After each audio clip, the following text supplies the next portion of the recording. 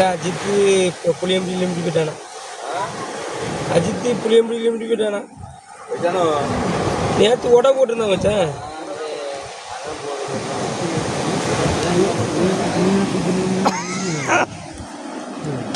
என்னது ஒரு மாதிரி அப்படி கையோடு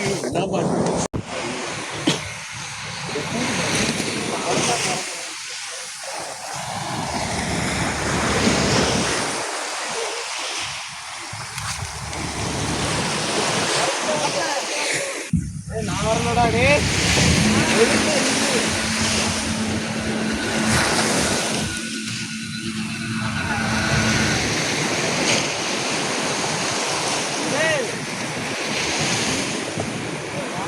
வாங்கடா டே.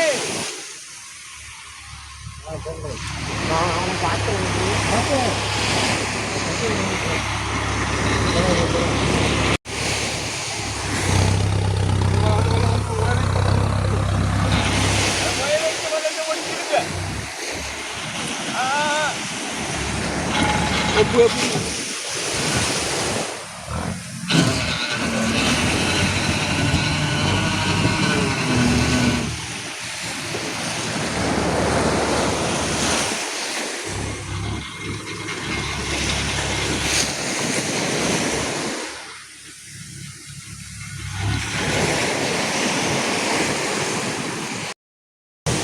வணக்கம் திண்டுக்கல் மீனான் மக்களே. நமக்கு தான் பெரிய சம்பவம் ஆகுது.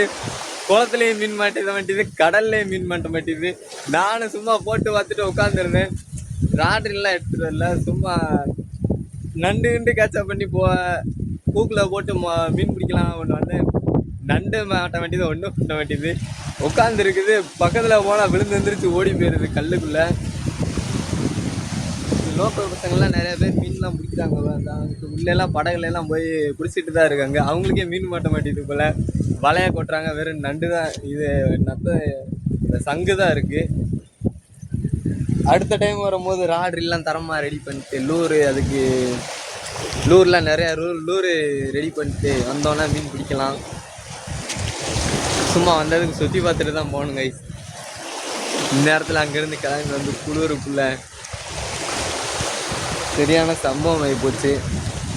அதுக்கு மீன் பிடிக்க ராட்ரியல் எல்லாம் பிடிக்கிறதுக்கெலாம், கடலில் பிடிக்கிறதுக்கெலாம் அதுக்கு தனியாக ஒரு லொக்கேஷன் பார்த்து அதுக்கு தகுந்த மாதிரி வரணும். என் ஃப்ரெண்டு ஒருத்தவர் பிடிச்சிட்ருப்பாப்புல ராட்ரியலில் கடல் கரையில் தான் பயங்கரமாக பிடிச்சிட்ருப்பார். அதுக்கெல்லாம் பிளான் பண்ணிட்டு வருவோம் நம்மளை.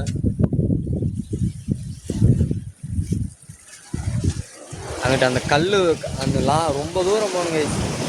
படகுல போனால் தான் நம்ம மீன் வந்து பிடிக்க முடியும்னு நினைக்கிறேன். ஆனால் அவரெலாம் கரையில் நின்னே பிடிச்சிக்கிட்டு இருக்காரு.